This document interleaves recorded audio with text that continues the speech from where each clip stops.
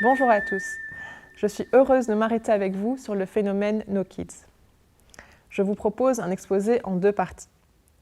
Nous évoquerons les chances et défis pour notre Église, mais avant cela, voyons ensemble ce qui se cache derrière ce phénomène. Quels sont les changements de société? Quels sont les aspects psychologiques qui amènent certains couples à répondre à leur curé « Oh non, nous n'avons pas d'enfants et c'est très bien comme ça, nous n'en voulons pas ». Mon exposé trouve sa source dans ce que Véronique Longchamp nous a présenté en novembre dernier lors d'une rencontre interdiocésaine à Bruxelles. Véronique Longchamp est diplômée en éthique de la famille et est directrice du pôle famille auprès de la Conférence des évêques de France. Entre-temps, j'ai lu le livre d'Isabelle Tillman, qui elle est belge, psychothérapeute à Bruxelles. Son livre « Une vie sans enfant, un bonheur est possible » nous permet de mieux comprendre de multiples vécus, que ce soit le cas d'un choix subi, comme l'infertilité, ou le cas d'un choix assumé d'une vie sans enfant. Commençons par quelques chiffres. En Belgique, l'indice de fécondité en 2023 était de 1,47 enfants par femme. C'est le point rouge sur le graphique. Ce chiffre s'inscrit dans une baisse mondiale de la natalité. L'Afrique garde le taux de natalité le plus élevé, même s'il diminue aussi. D'après ce graphique, il y aura en moyenne 2 enfants par femme en 2100 en Afrique. Une étude de l'ONE en 2024 en Belgique a posé la question à plus de 10 000 jeunes. Est-ce que tu penses avoir des enfants plus tard? 60% disent oui, mais 15% des garçons disent non, ainsi que 23% des filles. Bien sûr, ça peut évoluer avec l'âge. Mais en France, ce sont quand même 12% des adultes qui disent ne pas vouloir d'enfants. Et ce chiffre a doublé en 20 ans. Les causes évoquées par les jeunes sont un mal-être, la charge mentale et la peur de l'avenir. Guerre, climat, chômage, taux de divorce. Du point de vue économique, c'est vrai que nous sommes loin des 30 glorieuses avec ces 2% de chômage. La plupart des jeunes peinent à trouver du travail. Les faibles salaires et la précarité d'emploi contraignent certains à rester vivre en appartement proche de leur lieu de travail. Et comment envisager d'accueillir un enfant dans un petit studio? Selon la Croix, le premier frein est l'accès au logement, suivi des difficultés financières. À cela s'ajoute le manque de place en crèche ou d'alternatives de garde, dans un contexte où les 2 parents travaillent souvent par nécessité.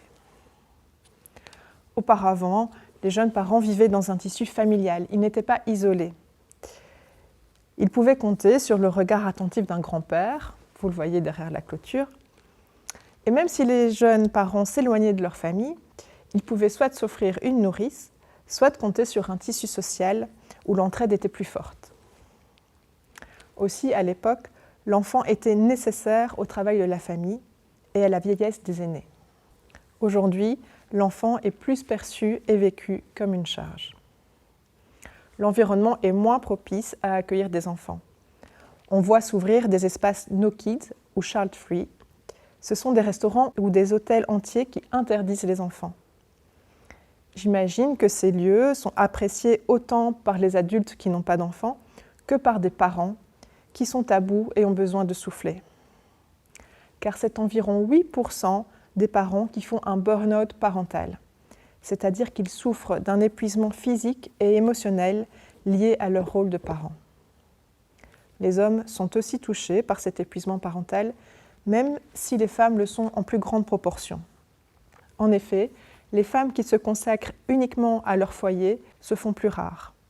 La plupart ont choisi un travail pour s'épanouir et avoir leur indépendance. Et malgré une meilleure répartition des tâches, les femmes continuent à penser davantage que les hommes à l'organisation de la maison et aux enfants. Une autre grosse évolution depuis les années 70, la contraception. En Belgique, 8 femmes sur 10 utilisent un moyen de contraception. Donc, avant d'envisager une grossesse, il faut d'abord penser à arrêter la contraception. La prescription de la pilule est largement répandue chez les jeunes filles pour éviter des grossesses non désirées ou pour soulager des règles douloureuses. Mais cette généralisation de la contraception a fait que la sexualité s'est largement détachée de la fécondité. Les rapports sexuels sont principalement valorisés comme source de plaisir. Et cette vision est omniprésente dans l'univers médiatique et numérique des jeunes. Une autre vision amplifiée par les réseaux sociaux est celle du mythe du parent parfait. Les réseaux débordent de conseils pour éduquer son enfant. Seuls face à cette quantité d'informations, les couples se demandent si éduquer un enfant sera à leur portée. Certains optent pour un chien en attendant de se décider ou considèrent le chien comme un test à la parentalité. Si on peut s'occuper d'un chien, on sera peut-être capable d'élever un enfant. Le non-désir d'enfant peut aussi parfois venir du souhait d'être et de rester l'unique enfant. Cette situation se présente quand, par exemple, on a été élevé en enfant roi. Chez les hommes, c'est plus couramment un refus de s'engager ou une volonté de garder un certain style de vie qui les pousse à ne pas vouloir d'enfants. Les deux conjoints partagent parfois ce non-désir. C'est le cas de Jérémie et Laetitia, pris en exemple dans ce livre. Ils ne ressentent pas le besoin d'un enfant pour combler un vide. Bien au contraire, avoir des enfants serait synonyme de moins-value concernant leur qualité de vie. Leur identité se construit à travers leurs projets professionnels et personnels. Mais souvent, c'est seulement un des deux conjoints qui est totalement fermé à l'idée de devenir parent. L'autre alors se résigne soit par amour, soit par manque d'affirmation. Jusqu'à présent, dans mon exposé, j'ai mélangé des situations représentant deux notions différentes. D'un côté, le désir d'enfant, d'un autre, le projet de parentalité. Dans son livre, Isabelle Tillman note bien l'importance de distinguer les deux. Le désir d'enfant est lié à un enfant imaginaire, celui qu'on rêve d'avoir, qui viendra nous combler d'amour, qui sera le plus beau des fruits de notre amour conjugal. Le projet de parentalité, lui, tient compte des réalités. Il prend la mesure de l'engagement de devenir parent et de tout ce que cela implique. Le maxi-cosy, l'organisation pour le travail, les contraintes économiques, etc. Vous comprenez qu'une personne peut avoir un désir d'enfant, mais renoncer à un projet de parentalité. Les inquiétudes liées à la crise écologique, largement relayées par les médias, poussent certains à se demander « Est-ce raisonnable d'avoir des enfants aujourd'hui ?» Cette question s'ajoute à toutes celles qu'on a déjà évoquées, concernant le logement, l'organisation, etc. Cela fait la complexité du sujet. Le projet de parentalité peut aussi être abandonné à cause d'une maladie génétique. Ceux qui en sont porteurs redoutent de la transmettre à leur enfant. Cela demande un véritable travail de réflexion et de discernement pour évaluer la gravité du risque et prendre une décision en toute conscience. Quant au désir d'enfant, la société est très sceptique quand une femme affirme ne pas souhaiter d'enfant. On pense alors qu'elle refoule son désir. Isabelle Tillman nous dit qu'il est essentiel de sortir d'une vision réductrice à ce propos, car tous les cas de figure peuvent se présenter. Le refus d'enfant peut être une réaction à son histoire familiale ou une défense face à un conflit psychique lié à des abus ou autres traumatismes. Certaines femmes vivent ce non-désir de façon très revendicatrice, d'autres de façon paisible et ouverte aux personnes qui font le choix de la parentalité. Ce concept de non-désir est assez récent. Auparavant, c'était davantage un besoin pour la femme de s'inscrire dans la société à travers son statut de mère. Avoir un enfant, c'était remplir la tâche attendue. Petite précision, ne pas désirer d'enfant ne signifie pas ne pas aimer les enfants. des personnes s'engagent pleinement dans des métiers liés à l'éducation sans avoir le désir d'avoir leur propre enfant. Ici se clôture la première partie de mon exposé. Je vous propose une petite pause avant de passer à la suite. Bien, vous êtes prêts à continuer avec les chances et défis pour notre Église ? Comme nous l'avons vu, autrefois, les enfants étaient indispensables au travail familial et la société imposait aux femmes d'être mères. Puis avec la baisse de la mortalité infantile, l'interdiction du travail des enfants, la contraception, le travail des femmes, etc., les familles ont eu beaucoup moins d'enfants. Aujourd'hui, on peut dire que cette injonction à avoir des enfants a largement disparu. Cette liberté de choix, devenir parent ou non, est perçue par Véronique Longchamp comme la première chance pour notre Église. En effet, les couples vivent la parentalité comme un acte libre, réfléchi et responsable, et non comme une obligation sociale ou religieuse. Un premier défi est de les accompagner à discerner ce qui relève de peur ou fragilité, d'un choix réellement libre. Les couples ont besoin d'écoute, d'espace de dialogue pour pouvoir exprimer leurs questions, hésitations ou absence de désir d'enfant. C'est un défi de les accompagner dans ce discernement. Deuxième chance pour notre Église. Contrairement aux couples dont le lien peut se rompre, le lien parent-enfant demeure. C'est l'un des rares liens indissolubles dans notre société. Pour Véronique Longchamp, cela favorise une parentalité responsable. D'un côté, les couples disposent d'outils pour mieux comprendre les besoins psychologiques et affectifs de l'enfant. De l'autre, ils tiennent compte des conditions matérielles, sociales et personnelles dans lesquelles l'enfant pourrait être accueilli. Un autre défi est de déconstruire le mythe du parent parfait. Même si on est tenté de croire que des familles parfaites existent, ce n'est pas le cas. Maurice Laetitia nous le rappelle en paragraphe 135. Les familles parfaites n'existent pas. Le rôle du parent n'est pas de contrôler, mais d'accompagner l'enfant dans sa liberté en l'entourant d'amour et de confiance. Et par rapport aux peurs liées au contexte économique, social ou écologique, notre Église peut rendre contagieuse sa confiance face aux aléas de la vie. Je pense à l'évangile de la tempête apaisée. Elle peut aussi partager son espérance. Et la préparation au mariage peut être l'occasion de faire se rencontrer des couples qui ont déjà des enfants et d'autres qui n'en ont pas. Vous voyez ici une rencontre organisée par l'équipe de Charleroi. Le témoignage de parents peut être éclairant et les échanges entre eux transformants. Face aux échos anxieux ou aux personnes qui se posent la question si c'est raisonnable d'avoir des enfants au vu de la situation climatique, je vous invite à leur parler de Charlotte Meyer. Elle avait consciemment fait le choix de ne pas avoir d'enfants, pour des raisons écologiques, mais elle est quand même tombée enceinte et a écrit ce livre « Les enfants de l'Apocalypse, faire des mômes n'empêche pas d'être écolo ». Autre défi, valoriser l'entraide ecclésiale pour répondre aux besoins concrets des couples et des jeunes parents. On a vu qu'autrefois, les liens sociaux étaient plus forts. On voit ici des femmes se réunissant au lavoir, et on peut bien imaginer qu'elles parlaient entre elles de leurs enfants ou de leurs projets de maternité. Aujourd'hui, je pense à Vivre et Aimer, qui propose aux couples de vivre un week-end, puis de se réunir une fois par mois avec d'autres couples. Il y a aussi des équipes Notre-Dame et des équipes Tandem. Ma collègue Anaïs et moi sommes dans la même équipe Tandem, et je crois qu'elle pourrait témoigner autant que moi du bienfait de cet échange d'expériences à propos de la parentalité. Véronique Longchamp évoquait la création de lieux d'écoute et de soutien comme la Maison des familles.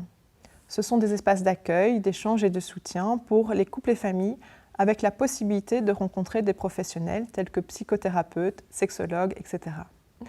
À ma connaissance, il y en a une à Bruxelles, dans le diocèse de Tournai, je ne sais pas. Mais avant de penser à créer de nouveaux lieux, je pense à nos églises. Je constate que l'aménagement d'un coin enfant est de plus en plus répandu. Dans certaines, il y a même une table allongée. Pour les autres, j'espère qu'elles ne sont pas perçues davantage comme des lieux child-free ou no kids. Troisième chance, d'après Véronique Longchamp. Les couples peuvent aujourd'hui prendre le temps de consolider leur relation avant la venue d'un enfant. Ils entrent ainsi pleinement dans la vision actuelle de l'Église qui présente le mariage comme un lieu de communion entre époux et d'ouverture à la vie. Puis, le non-désir d'enfant peut évoluer avec l'âge, avec les circonstances de la vie ou l'évolution du couple. Le désir d'enfant se construit souvent progressivement. Un défi est de soutenir les couples dans les premières années. Je vous montre ici l'exemple d'un souper toi et moi. Il s'agit d'un souper en tête-à-tête avec une animation sur un thème qui nourrit la vie de couple. Le concept est apprécié pour l'échange au sein d'un même couple, mais ne permet pas l'échange entre personnes. D'autres initiatives existent. Je pense aux soirées 3P, pizza, partage, prière. Pourquoi pas des soirées 4P avec le thème de la parentalité. Revenons sur la notion de liberté. C'est la quatrième chance selon Véronique Longchamp. Les couples se sentent libres et tiennent à leur liberté. La préparation au mariage peut être l'occasion d'approfondir cette notion. La liberté est-elle l'absence de contraintes extérieures ? Être libre est avoir le pouvoir de faire des choix arbitraires. La vraie liberté, n'est-ce pas la capacité d'adhérer librement et consciemment au projet d'amour de Dieu ? Mais encore faut-il que les couples aient foi en l'amour de Dieu. Or, de plus en plus de couples en sont loin. Ce défi correspond au premier essentiel que nous avions défini dans les orientations pastorales de la préparation au mariage. Connaître ce Dieu à qui nous confions notre amour. Nous sommes ici dans l'enjeu catéchuménal de la préparation au mariage. En partant de leur histoire, leur faire découvrir le kérygme, le don total de Jésus-Christ pour l'humanité. Mettre cela en lien avec le don réciproque d'amour qu'ils sont amenés à vivre. Les mettre en chemin. Cheminer pour se découvrir pleinement aimés de Dieu, quels que soient nos choix, nos fragilités. Cheminer pour se sentir appelés à devenir des coopérateurs de l'amour de Dieu créateur, à devenir féconds, pourquoi pas en devenant parents.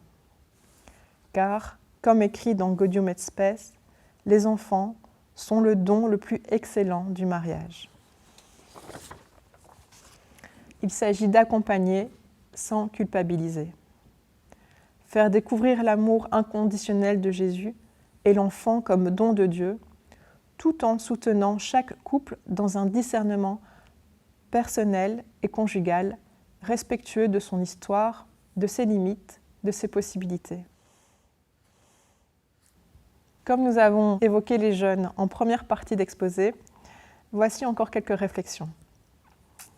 Pour cela, je vous lis un extrait des itinéraires catéchuménaux pour la vie conjugale, dans le chapitre consacré à la préparation lointaine au mariage. Je cite « Deux dangers guettent les jeunes. D'une part, la propagation d'une mentalité hédoniste. Le but de la vie, c'est le plaisir.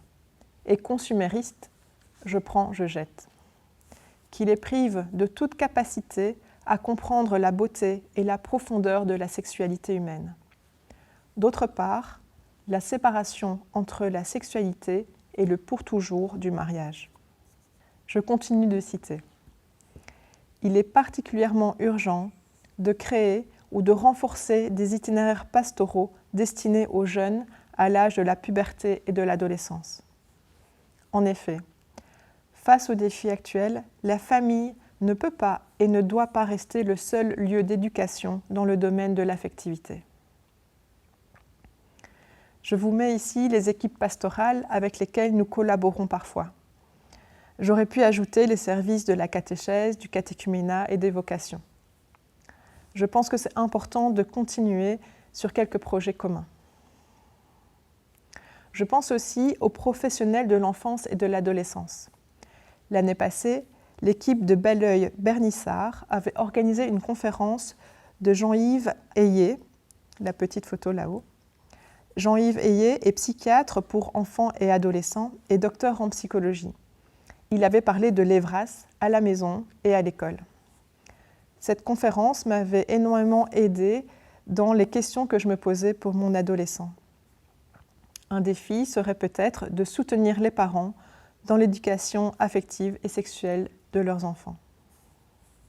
Merci beaucoup pour votre attention.